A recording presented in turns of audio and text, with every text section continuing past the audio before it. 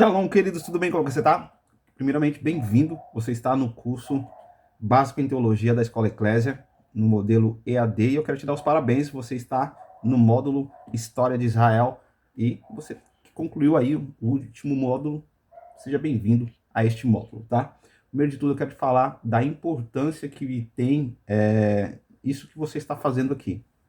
O momento que você está tirando talvez meia hora do seu momento, que você está tirando 20 minutos do seu momento, do seu dia, para você investir no seu chamado, investir aí na sua carreira ministerial, investir em você como pessoa, tá? A teologia, ela não traz somente benefícios espirituais, mas também muitos benefícios cognitivos. Você melhora a sua leitura, você melhora a sua fala, você melhora a maneira como você se comporta e você cumpre aí um mandamento de Deus, que é meditar na palavra dele de dia e de noite. Então, isso faz com que você deixe o seu cérebro mais ativo, deixe com que o seu corpo esteja mais ativo, com que o seu corpo produzam, né, em si mais hormônios, mais química, e você se torna uma pessoa mais feliz, tá? Não pense que o teólogo ele é uma pessoa chata. Ele não é uma pessoa chata, não. Muito pelo contrário. Um bom teólogo ele tem uma boa dose de humor, ele tem um espírito avivado, animado, e é isso que eu quero que você traga para sua vida. Você não precisa ser chato para ser teólogo, você precisa ser alguém que tem aí um espírito vivo, o espírito de Deus vivo, e você pode sim aperfeiçoar o seu chamado através do estudo da teologia. Tá bom? Dito isso, eu quero falar para você que nós vamos entrar agora num passeio pela história da humanidade, não somente da história de Israel, mas também da história do Egito. Nós vamos entrar no berço da civilização, né? Nós vamos entrar um pouquinho aí, vamos revirar tudo isso, nós vamos falar sobre os sumérios, nós vamos falar sobre os egípcios, e eu tenho certeza de que você vai ser tremendamente abençoado. E como não poderia deixar de ser, eu quero orar com você, tá? Deus, é em nome de Jesus que eu quero abençoar cada um desses alunos que vão assistir essa aula, que o Senhor possa trazer sobre nós, Senhor, o espírito da profecia, o espírito do conhecimento, o espírito da ciência e da verdade, Senhor, sobre nós. Que eles sejam abençoados em tudo que eles fizerem, que eles possam ser prósperos em tudo que eles fizerem e que a tua shalom, Senhor, esteja sobre eles, em nome do Senhor Jesus. Amém, querido? Amém. Vamos lá. Então eu quero falar que a primeira coisa, a história do povo de Israel, ela vai se cruzar muito com a história dos sumérios e a história do Egito em si. É importante você saber que em determinados momentos, enquanto o povo do Egito estava, o povo de Israel estava dentro do Egito, estava acontecendo muitas vezes uma transição de reinado, ou seja, um certo rei estava em declive e estava a ascensão de outro império. Isso é uma nuance do Antigo Testamento, porque eu preciso que você entenda que no Antigo Testamento nós estávamos falando principalmente do tempo dos bárbaros. Nós estávamos falando principalmente de quando as civilizações elas estavam em expansão do seu reino. Então era uma civilização tentando dominar a outra civilização. Então assim é a nuance do Antigo Testamento. Quando você vê muitas vezes Deus falando para o seu povo durante o Antigo Testamento de que eles não deveriam deixar ninguém vivo, de que eles deveriam dizimar aquele povo, era porque eles estavam exatamente nesse contexto, um contexto de um povo que agora estava tentando, uma, sobreviver, duas, sendo constituído, e três, precisava avançar em conquista territorial, tá? Essa é a nuance do Antigo Testamento. Você precisa ter isso na sua mente. Nós estamos em um tempo de guerra, em um tempo em que Deus está tirando o povo que era escravo, tá? E ele tira esse povo à força do Egito, e ele leva agora esse povo a ser um povo que precisa conquistar uma terra, ele precisa tomar essa terra à força, porque foi dada como promessa. Deus estabelece, ele fala, vai para Canaã, lá vocês serão prósperos, mas só que existe um trajeto. Quando esse povo começa a ouvir falar de que houve uma rebelião no Egito, ou seja, você precisa entender que o povo de Israel, enquanto ele está cruzando o Egito, existem outros reinados em torno que sabem que eles são rebeldes, tá? E que eles praticamente arruinaram o último rei que os acolheram, tá? E que o seu Deus era um Deus poderoso na batalha. Então, eles queriam mais era destruir Israel. Então, Israel vai estar em constante conflito porque é uma nação, entre aspas, rebelde, tá? Uma nação que não merece confiança em si dos outros reis. Então os outros reis, você vai ver que é comum eles atacarem Israel. E nós vamos falar um pouquinho sobre cada uma dessas etapas, tá? Então tudo começa ali no período pré-histórico, basicamente 3200 antes de Cristo. Mas o outro povinho ali chamado Sumérios, na região de Sumer, por isso que eles têm o nome de Sumérios, eles são mais antigos, eles são de 500 antes de Cristo. Então nós temos achados históricos de 5.000 antes de Cristo, tá? Então os Sumérios, eles têm uma característica, porque eles, ali na Ásia, ele é a primeira civilização que começa a se organizar. Então eles começam a se organizar como civilização, eles começam a ter agora a organização da língua, de tratado comercial, e nós temos agora um avanço dos sumérios em conhecimento, em ciência, em escrita, em tratado de comércio. Então os sumérios, eles são um dos primeiros povos aí datados a começar a se organizar. Então, voltando para o Egito, nós temos ali o período chamado período primitivo, que vai de 3.200 até 2.800, tá? O que acontece nessa nuance? Então, nós temos que ter em vista 3 regiões, tá? Primeiro é o Egito, principalmente ali no Vale do Nilo, conhecido como Vale do Nilo. Então, é uma extensão territorial que é regada pelo rio Nilo, tá? Então, por eles estarem ali naquela região, isso vai propiciar para eles uma grande riqueza. Ou seja, o que é melhor para a agricultura do que você ter uma extensão territorial regada por um rio tão frutífero? Então não é só água, mas tinham peixes, né? Então eles começam ali em si a ter muita prosperidade e a necessidade de organizar essa prosperidade.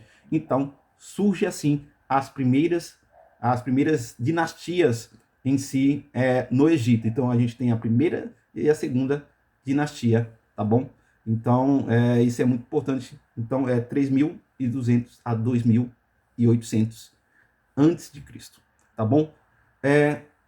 A partir de 2.800 até mais ou menos 2.250, a gente vai ter alguma coisa aí acontecendo nessa nuance aí. Principalmente o avanço da cultura suméria, que vai mais ou menos até 2.400 ali. O que acontece durante esse período? Nós vamos encontrar os primeiros achados da literatura na Ásia. A primeira literatura dos sumérios na Ásia. 2, os sumérios começam a construir tumbas reais, tá? Então eles começam aqui, tumbas reais, tá? E agora ele começa a expandir todo o poder dos sumérios por toda a extensão do mar Mediterrâneo. Em contrapartida, na mesma linha cronológica, nós temos o chamado Antigo Reino, que vai de 2.800 a 2.250, que é ali mais ou menos o período entre a quarta e a sexta dinastia do Reino do Egito. Isso também começa a acontecer o reflexo ali da cultura dos sumérios. Eles começam a erguer as grandes pirâmides no Egito nesse período. E também começam a surgir os primeiros textos religiosos na terra do Egito, tá? Passado esse período, nós temos também um outro período que ele começa aí surgir um outro povo, que são os acadianos, tá? Então começa a ter aí com esse zigue-zague do poder no Egito e também em toda essa parte do mar Mediterrâneo, da Ásia Menor e ali entre o vale do rio Tigre e Eufrates. Então, Rio Nilo, rio Tigre e Eufrates. São esses 3 rios que vai nortear basicamente todo o mundo antigo, porque são rios que traz grande prosperidade. E onde há prosperidade, o homem quer avançar, tá bom? Então a gente vai ter 2 coisas acontecendo novamente paralelo, na Ásia Menor, ali com os sumérios e a supremacia acadiana, e também aqui no Vale do Nilo, e também começa a surgir ali a Palestina e a Síria. Então você vai ver que há um cruzamento entre esses acontecimentos da história. Então nós temos ali 2.250 a 2.000, a gente tem um declive e um ressurgimento da dinastia novamente no Egito. Então a gente vai ter da 7ª dinastia até a 10ª dinastia, e também a gente vai ter a 6ª dinastia. Então, 6ª, 7ª até a 10ª dinastia no Egito, tá? Então, em paralelo, a gente tem a supremacia acadiana, que vai de 2360 a 2160.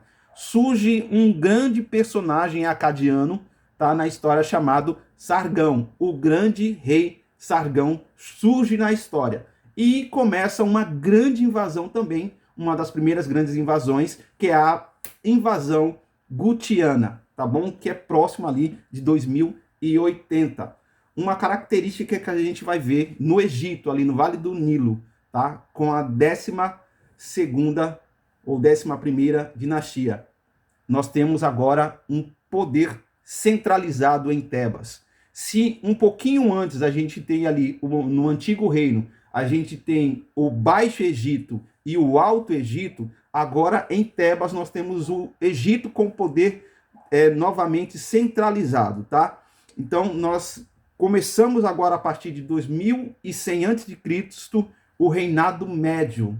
Então grava isso aqui, o Reinado Médio, 2100 a.C., que vai de 2000 a 1180, com a 12ª dinastia no Egito.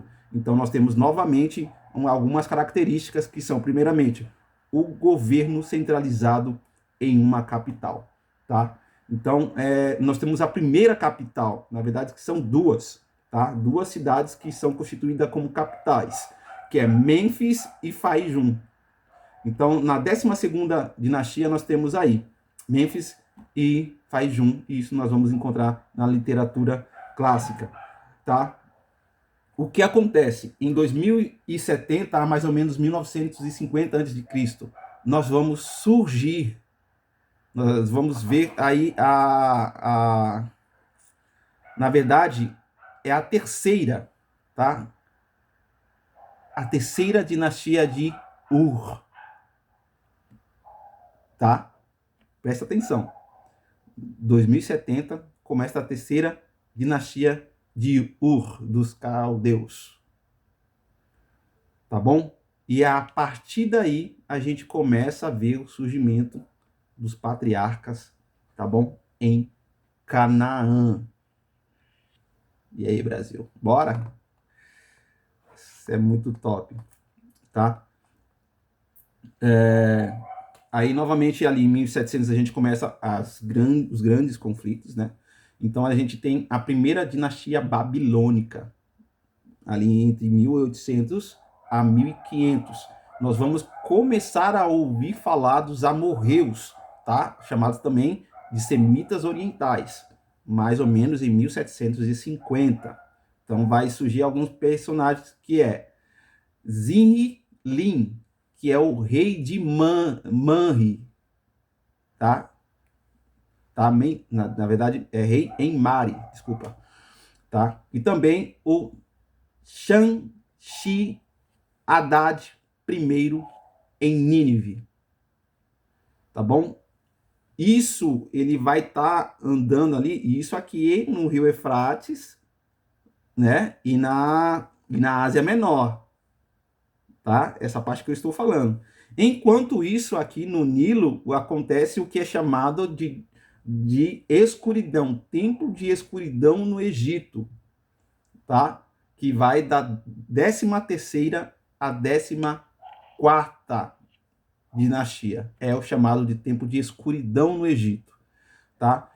Após isso, começa agora com a 15ª e 16ª dinastia, o surgimento dos Ixos, tá? Como invasores. Eles começam a invadir e ocupam o Egito com cavalos e com carros de guerra. Então, aqui já há uma escalada da potência bélica. Se antes ali tinha só arco, flecha, faca, nós temos agora aí o surgimento de cavalos nas guerras, e nós temos o surgimento também nesse relato histórico de cavalos de guerra, tá bom? Então nós vamos para a 17ª dinastia, com os Ixos sendo expulsos, tá bom? novamente pelos tebanos. Então, os tebanos vêm aqui e tomam novamente o poder. Então, essa é a nuance que acontece para o surgimento dos israelitas quando estão no Egito. Tá? Então, quando José passa por ali, nós vamos ver que José passa por lá, bem nesse meio desse conflito, quando há troca de rei, então Israel começa a ser cativo. Tá? Então, ali, se nós temos aqui um novo reinado, com a 18ª dinastia, tá? Até a 20ª dinastia, que isso aconteceu mais ou menos entre 1400 e 1350, tá? Que é chamada de Idade Amarna. Da Idade Amarna, de 1400 a 1350. Nós temos aqui na Palestina e em Canaã os israelitas estando no Egito. Tá? Em contrapartida, nós temos alguns acontecimentos acontecendo aqui na Ásia Menor, no Tigre e Eufrates. Então, nós temos Hammurabi sendo o maior dos reis em 1700. Nós temos o declive da Babilônia e nós temos aqui o antigo Império Hitita, de 1600 a 1500. Nós temos o reino de Mitanni, de 1500 a 1370, e nós temos o novo Império Hitita, de 1375 a 1200, e o ressurgimento da Assíria em 1350 a 1200. Tá bom? Então, esse é o contexto histórico para o surgimento do povo de Israel. Então, você vai ver que há uma nuance histórica, assim como há uma nuance histórica para a chegada do Messias, há uma nuance histórica de guerras e conflitos nessas regiões para que se estabeleça o reino do Egito, e o declínio do Egito, ele culmina exatamente na ascensão do povo de Deus, fugindo do Egito e se tornando agora um povo ali em Canaã. Então, essa é a introdução histórica que nós vamos fazer na aula de hoje. E fica aí, Brasil, tá? Porque na próxima aula a gente vai entrar na Era dos Patriarcas, nós vamos falar um pouquinho ali sobre a região da Mesopotâmia, e vai ser top. Deus abençoe sua vida em nome do Senhor Jesus. Obrigado por você estar aqui. Não esqueça de deixar o seu comentário nessa aula e não esqueça também de que você tem aí todo um conteúdo para revisar, tem resumo para entregar. Te peço mais uma coisa, se você está sendo abençoado por essa aula, você está sendo abençoado por essa escola, compartilhe com os demais, tá bom? Fique na paz, Deus abençoe sua vida, sua família, seus bens, negócios e ministérios, em nome do Senhor Jesus. Shalom, shalom.